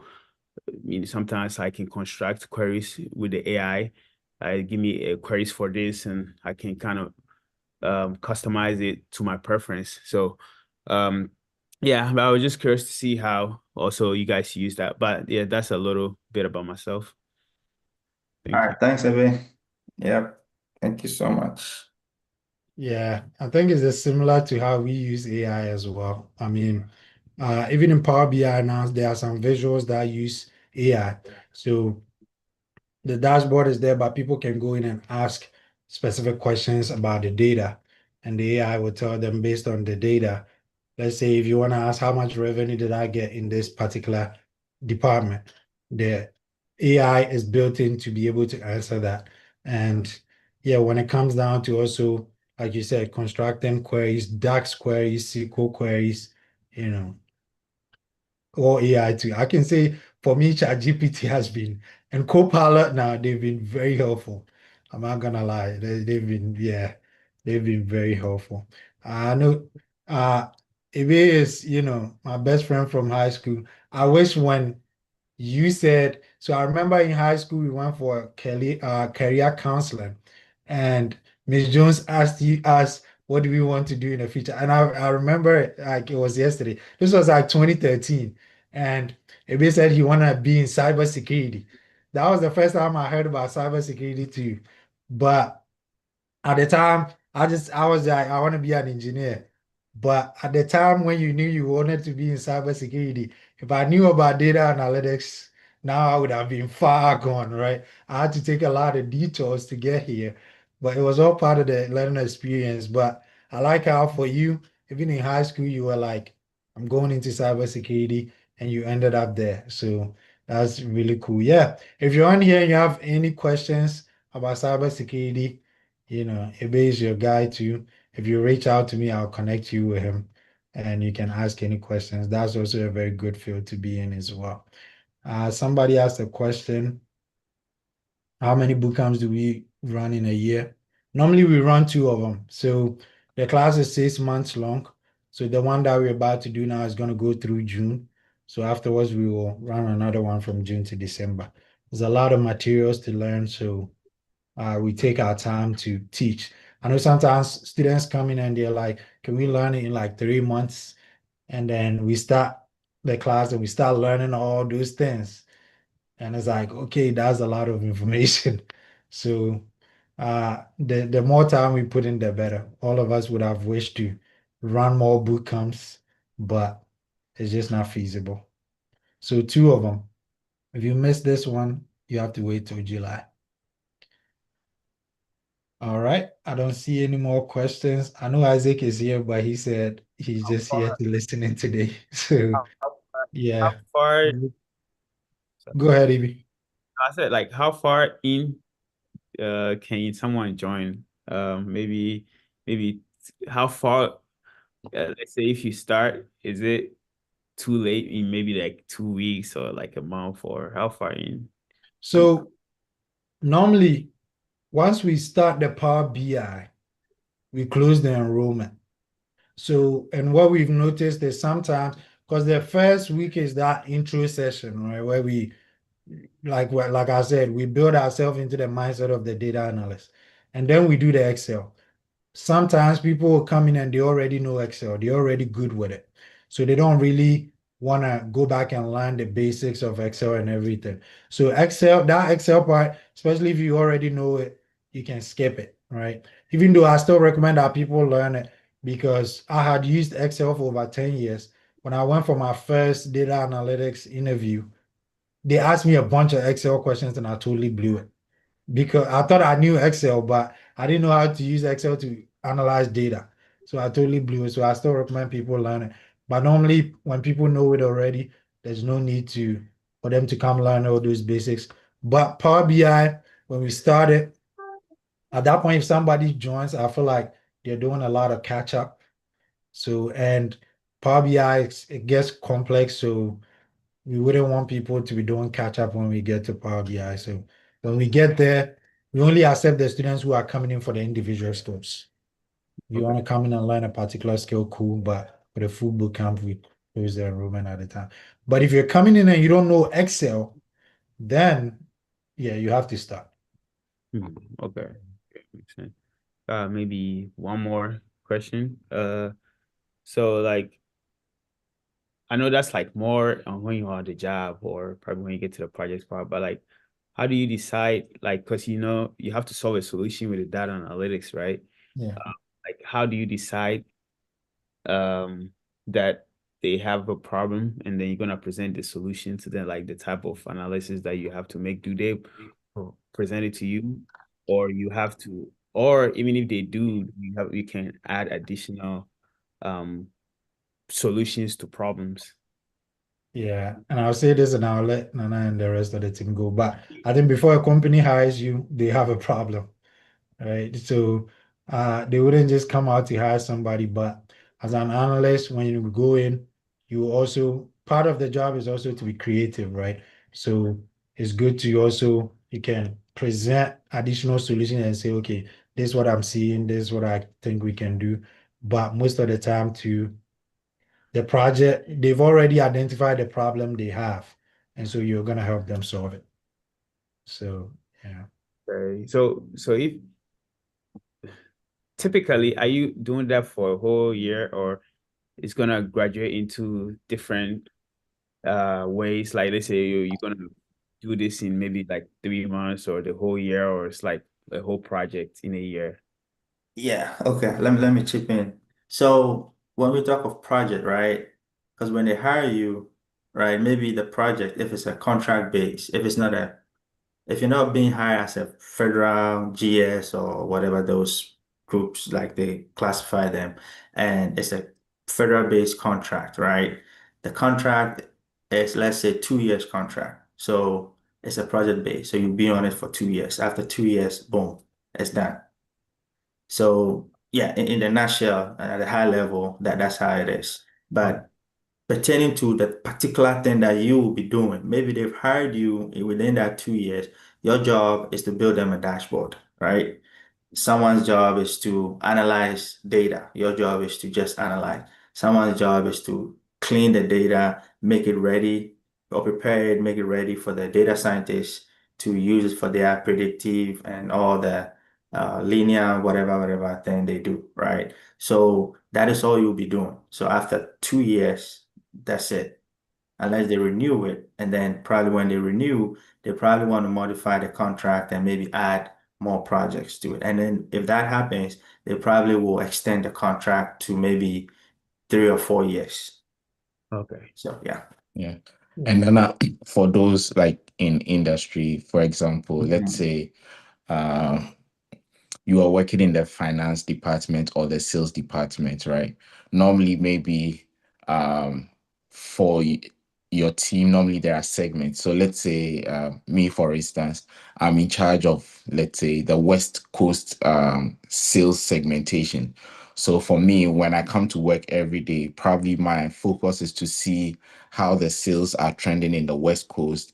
What is new there? Are we losing clients? Are we gaining more clients within that sales section? So when it comes within the industry, when it comes to maybe my team, I become that sales analyst where if there is any question, oh, Edward, what happened that this over maybe 3 months, we are seeing a decline. What is happening? That is where I take that West Coast data, analyze it, and give my manager the information. Oh, we are losing clients, or our prices are soaring. People are not getting it. So when you are within the industry, within a specific department, depending on what your department does, your focus would mainly be on what your department is doing to answer that business question, because at the end of the day, it all goes to feed into the overall business strategy of what a company is trying to do. So if maybe somebody is within I did a lot of financial planning and analysis.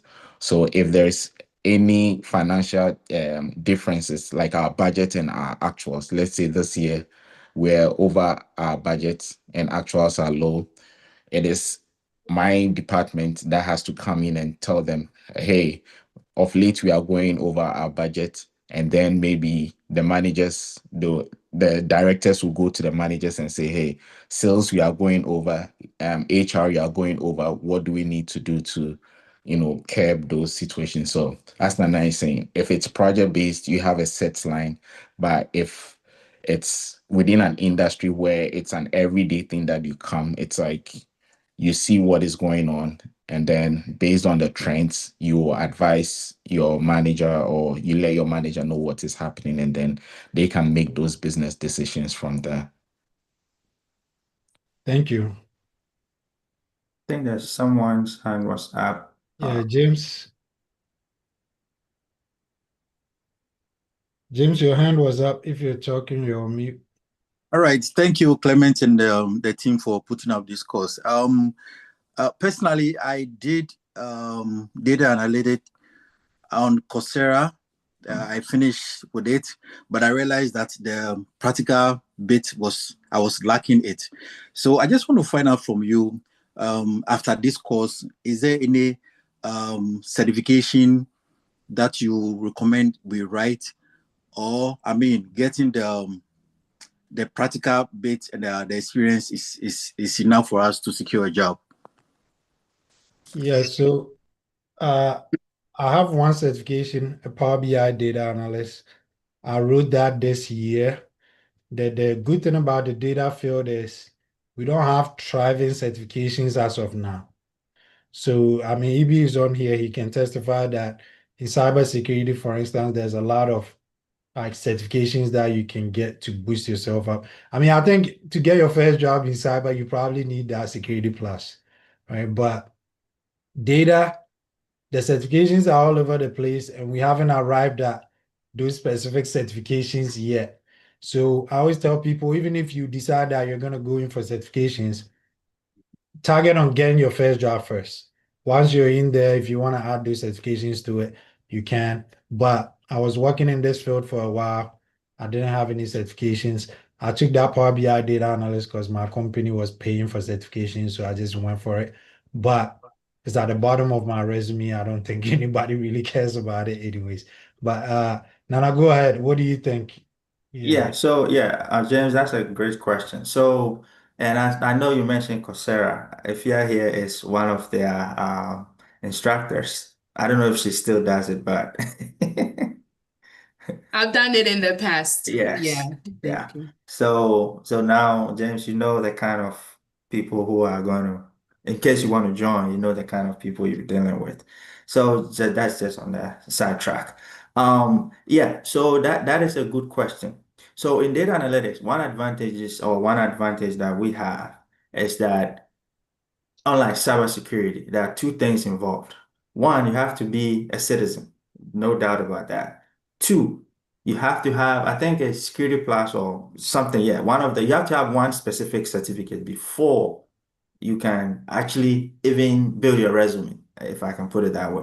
Back in the days, it wasn't like that, but this whole thing started, I think, 2017. Yeah, 2017. So, but with data, I can say 80% or 90% of the time, there's no requirement for any certificate, right? It's not like you have to have a certificate before you can get a job. Your But portfolio is yeah, but some companies sometimes will state it there.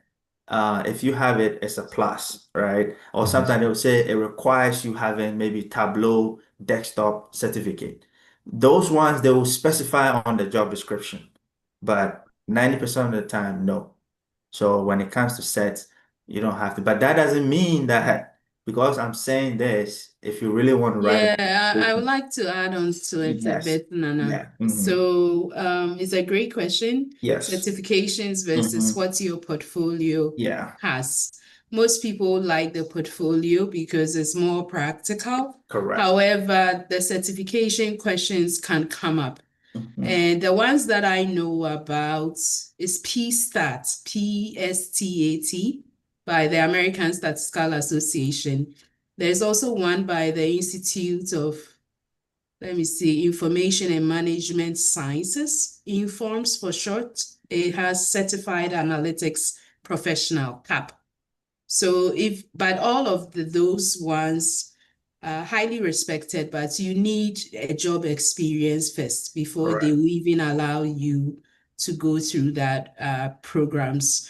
The other programming languages like SAS. SAS also has its own certificates along that track if you ever want to progress from these courses and go into Python and SAS. SAS is a competitor of, indeed, SAS has been around for many ages since the 1970s, but it's really been Now the competition prefers Python in most cases because Python is free.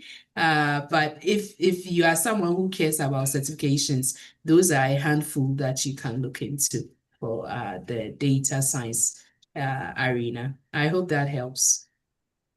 Yeah, and I think one within the healthcare is with the American Health Information Management Association.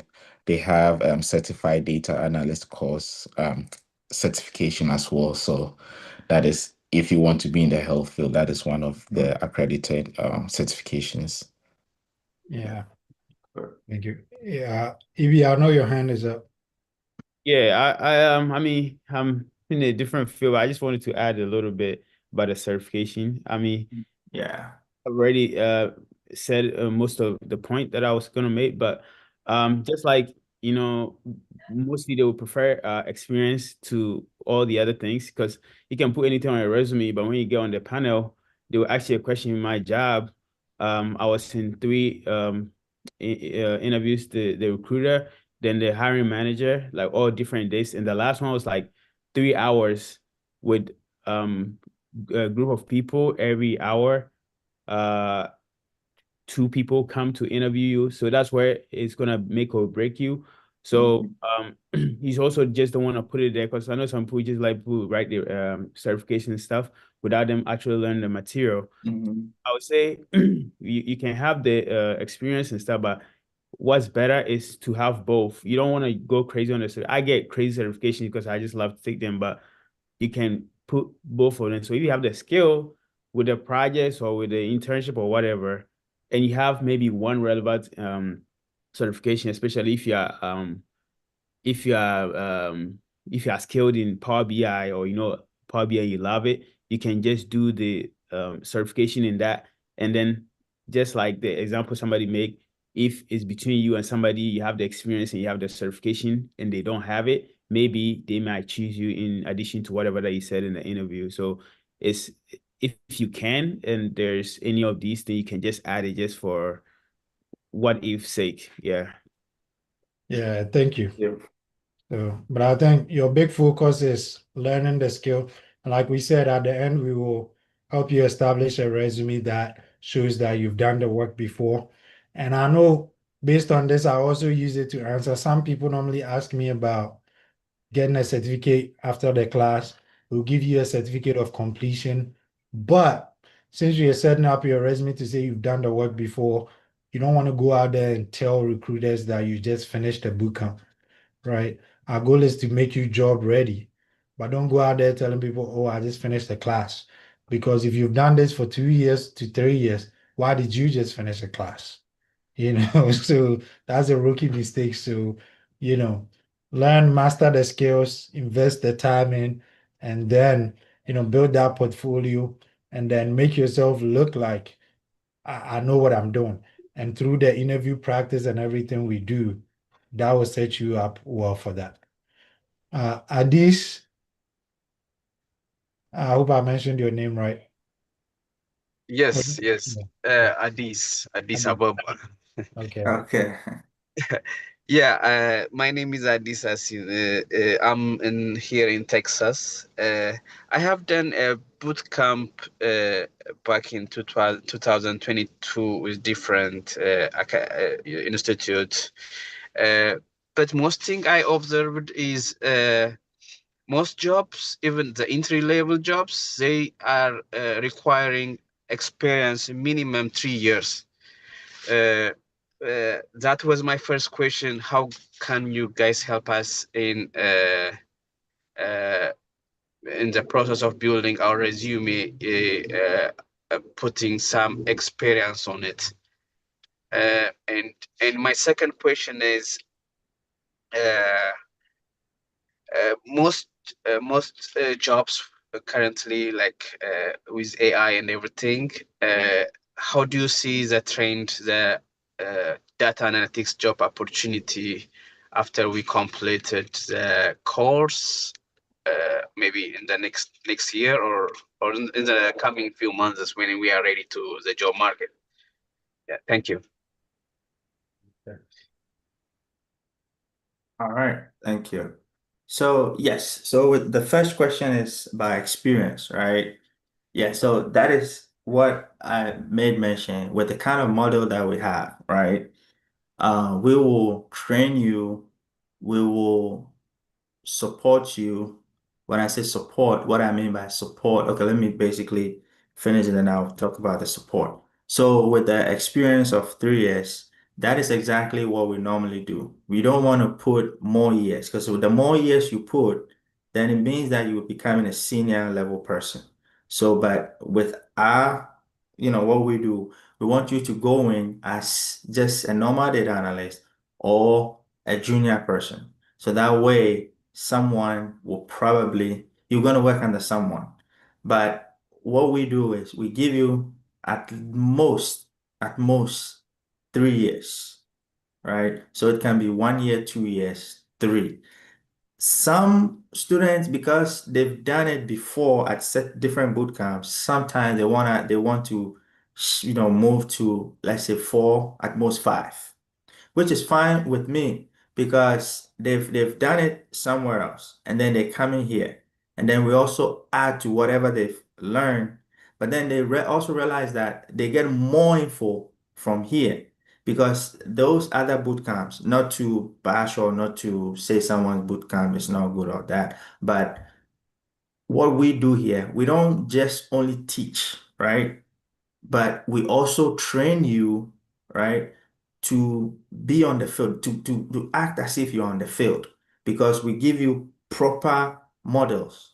So we do mentorship. Mentorship is where we go in, we teach you what is going to go in, what goes on at workplace, right? On your first day, things that you need to expect, things, I mean, some of the tools that we don't even teach yet, which like we have Jira, you go to, sprint sessions, those things we also, teach you guys out there. So it's not only just the 4 tools, but we also teach you guys things that happens at workplace, because you can go into a project where you guys will be building a software system, right? And your job is to, after the system is done, you have to display it on a dashboard. So in situations like that, you go through sessions. So we have a sprint. So every 2 weeks, you guys will go into a sprint. They will give you, let's say, a project. You have to work that project within 2 weeks. If you're unable to finish with that, and if that project is not important, what they will do is they will put it into the backlog. So maybe they will bring it up maybe the next 2, 3 sessions, right? So these are other additional things that we add. We teach you not only the tools, side the tools, what goes on at work. So before you go in, right, it's like you have like 3, 4 years experience. Even though we want to limit you at 3, before you go in, you will feel that confident, especially when you go through the interview and then you pass. Because we've also taught you after the session or after the class, we've also taught you things that you need to expect when you go to the job site. So that is one difference. So the experience, based on what we will teach you, will not really matter. I mean, it doesn't, will not really matter a lot, but it's just you going in and then prove to them that you've done project using these tools, right? Because at the end of the day, when you go in, the company will teach you their culture. What I mean by their culture is their business rules, what data they are using, where the data is coming from, right? Which will teach you different sources. Definitely one of them will be many of them will be some of the sources that they're using. So you wouldn't feel like you're actually new, right? But you feel that confident. You go in there with, a lot of confidence. And then with the AI, yes, I call it Ashanti intelligence. So with AI, I always tell people AI will not take your job, right? It will only reduce the number of people they will hire, right? And then 2, AI is only in to enhance your job performance. Just like Clement said, if he's stuck with certain calculation, or just like Ebenezer said, he can use AI to basically tell him what he needs to do. But that doesn't mean that AI is giving him the correct thing, because AI will basically write it, but when you put it in the system, not maybe 60% of the time it will work. 40% it means that you have to make some adjustment. But how do you make that adjustment? Because you understand what you're doing, right? If you don't understand and you put it in, maybe it might run correct, but you get to a point where it will start throwing an error. If you don't understand what you've done, what is the use of AI? So with AI, I always tell my students, don't worry about AI, especially with data analytics. If you going as a data analyst, you need to be smart.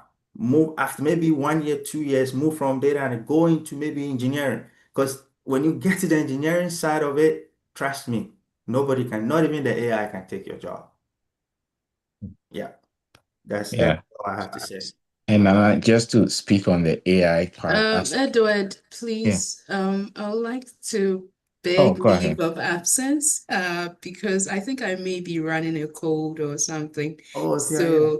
So please allow me to leave. This was a great session. I enjoyed it, and I hope the students and everybody also enjoyed it. But it's a good time for me to bow out, if it's okay with you, Nana and Clement and Ed. Yes. Yeah, that's totally fine. I'll Thank call you you. Yeah. tomorrow. Yeah. Okay, sure. Good night. All right. Bye. Yeah, go ahead, Ed. Yeah, I wanted to talk about the AI that within, like, in the consulting field where we are now, where most companies are all over AI. I would want to assure you that it's still in the infancy phase where it hasn't taken over yet. The companies do not understand what they want out of AI. Last September, I have to develop a proof of concept using AI and what it can do with financial planning and analysis. And so it's good to have it in the back of your mind, but the companies are now trying to understand what it really is and how it can enhance the businesses that they are doing. So for now, there is no panic yet. It's good to learn it or to understand what it can do. In most things that we've done in the data analytics, when it comes to the machine learning, where we are doing more predictive analytics, that is where it is getting more intense, how people are using it. But even with that, it goes more for those doing the data science folks, where they are trying to develop algorithms, they are trying to develop the models. That is where the AI is being mainly emphasized. For what we are teaching in terms of being able to bring the data, visualize the data, that is where most companies are. And I won't lie to you, in the next 5 to 7 years, people will still be there till AI is fully understood. And then even with that, still the dashboard building will still remain. It will be at the back end where we are trying to make 5-year projections. That is when the AIs will be used by the scientists. So I would say, as a data analyst, if you want to go to the next level, as Nana was saying, like the engineering part where you'll be using Python to call the data to do the advanced stuff, then it becomes very necessary for you to be well versed in it. But for now, being able to tell what data is doing with the tools that we are teaching, you will not miss out a lot on AI. And within, I think, Power BI to Copilot is right there where you can ask some questions within Copilot. And that is where most people are now. Copilot, ChatGPT, asking those basic questions. So if you are able to ask the right prompts, you will be able to understand how to work in tandem with AI, and you'll be a very good data analyst. So we will touch on those parts too in our classes once we get there, how you can use Copilot to maybe help you write some DAX function, or how you can even vet those functions when the AI give you those prompts. Thank you, Ed. Good answer. Let me see if we have anything in the chat. Okay, not a question. All right. I don't see any questions in the chat. I don't see any hands up. So, Last thing. okay. Last thing is for me to tell you to invest in yourself. 2026, yeah. Yeah, that's true. Self-investments is the best thing that can happen to all of us, including me. Um, I had to go the unconventional route, but then eventually I did it, and I've since still been investing in myself. Even if you don't end up here, go invest in yourself because a lot of people, we all like free stuff, but not everything is free. Sometimes it may be free, but it may not be the full length of what you want. Especially, we have a lot of great courses on Udemy. I'm even currently on one, but then there will be times where you need that question to ask the instructor, and then you need like a live person to be able to explain it to you. So those few extra dollars that you are going to spend sometimes may be a little difficult, but invest in yourself. It's not always just money to time. Sometimes you can buy the free course, but you have to study the course or watch the video throughout, replay it over and over again and stuff before you can get it. So, because you can pay for the class, but if you're not really going through, it's not going to do anything for you. So, self-investment is what I just want to encourage. Thank you. Thank you. Yep. Yeah, Thank you. Very very good. important. Yeah. Yep. That's the number one thing you can invest your money and time in yourself. Yep. Yourself. And you not get this price anywhere. Yep. Yeah, I've seen people call me and they think this is scam because one girl called me, she said she's been to different places. The minimum amount she could find was 5,000. So she wanted to make sure this is real. She called me on video, WhatsApp video, to make sure I was a real person. And I was like, I'm a real person. And she was like, yeah, it seems too cheap. I'm I'm like, you can pay more if you want. But yeah, good stuff. Yeah. Isaac, you raised your hand. Do you have anything to add? Yeah, Clement, thank you very much. And I think you're doing a great job. My name is Isaac, and I'll say this was a great opportunity for me, learning from my bosses, Clement, Nana, and Ed.